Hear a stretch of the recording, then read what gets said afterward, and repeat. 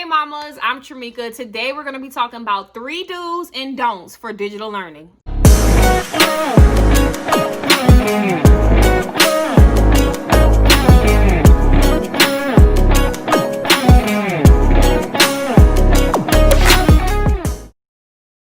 I'm going to give you 3 do's and 3 don'ts when it comes to digital learning. So let's start with the do's. These are things I do want you to do when it comes to digital learning.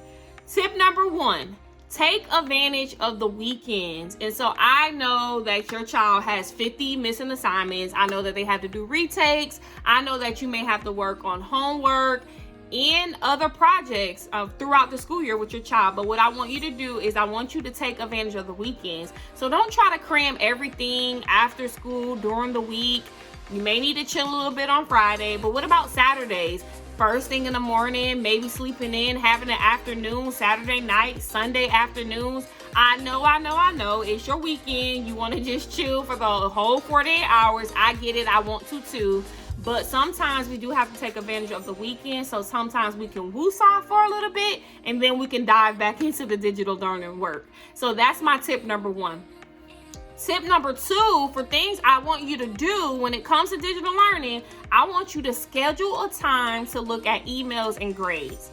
What I mean by that, I typically look at grades. I used to be a mama who used to look at them every day, if I'm being honest. I typically look at them on Mondays. So choose a day that you're going to look at grades every single week, and you're going to have a conversation with your child and or the teacher. But what I don't want you to do is look at it every single week, see that your child may not be doing that well or not as well as you believe that they can do, and then you get stressed out, you get overwhelmed, and you get frustrated. I don't want you to do that, mama. So choose a day that you're looking at the grades. Now for the emails, you may not be able to just look at them one time a week, right? There may be some pressing matters. So what I want you to do with the emails is I want you to choose a particular time of the day. And so emails coming in, that doesn't mean that you have to look at it right away, depending on what the subject matter is. You can choose a time in the day where you know you're a little bit more relaxed. You're able to take things in a little bit better, because typically what I found is when I look at it in the midst of a moment, number 1, I'm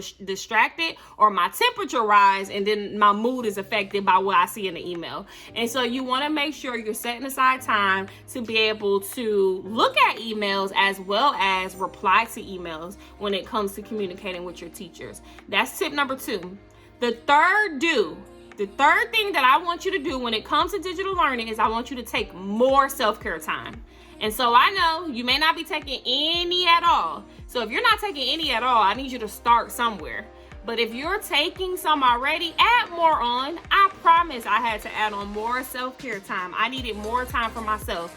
Doing the hour and 2 hours a week, it just was not enough. So I literally take a half a day on Fridays to make sure that I rest, I replenish, and I get ready all the way from Monday when it comes to the digital learning. So these are the 3 things I do want you to do when it comes to digital learning. Take advantage of the weekends, schedule time to look at emails and grades, and take more self-care time. All right, let's jump into the don'ts.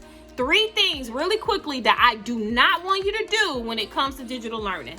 The first one is try to do it alone. Like, why would you do that? We all need a village. We all need a support system. So I don't care if it's hired help or it's just a friend that you can vent to, like a tutor, hired help, nanny, hired help, a maid, hired help, whatever it is. I want you to make sure that you're getting the support and help that you need on this journey. It's difficult. It's challenging. We have to make adjustments.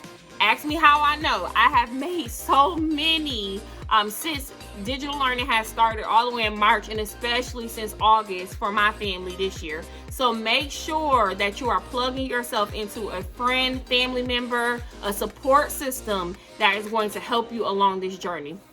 Second thing I do not want you to do when it comes to digital learning is I do not want you to have a conversation with your children when you're frustrated. Please don't do that, mamas. Your temperature up here and you're frustrated. Sometimes that will cause us to yell, say things that we may regret or don't really want to say in the moment. Maybe sometimes it may cause us to cry and get emotional, our children to cry and get emotional. We don't want that to happen. We don't want to affect their self-esteem. We don't want going to affect our own self-esteem and feel like we're a bad mom for things that we've said or done. So make sure you take a time to woosah, take a breather, and then have that conversation with your child. The third and last thing that I do not want you to do when it comes to digital learning is don't wait. Do not wait until there's a problem to tackle it. And so I want you to have a conversation with your child, a checkup with your child on a weekly basis. And then with the teachers, I want you to check in bi-weekly or monthly to see if there's any makeups, any missing assignments. You need to address any grades, behavior, engagement, whatever that looks like with your child's teacher and with your child. Don't wait until there's a problem to tackle it. Make sure that you are having checkpoints, that you're communicating with your child and with your child's teacher. So those 3 don'ts that I want to tell you about, again, do not do these things when it comes to digital learning. Do not try to do it alone. Don't have a conversation with your child when you're frustrated, and do not wait to tackle a problem. Those are my 3 do's and don'ts that I want you to do when it comes to digital learning.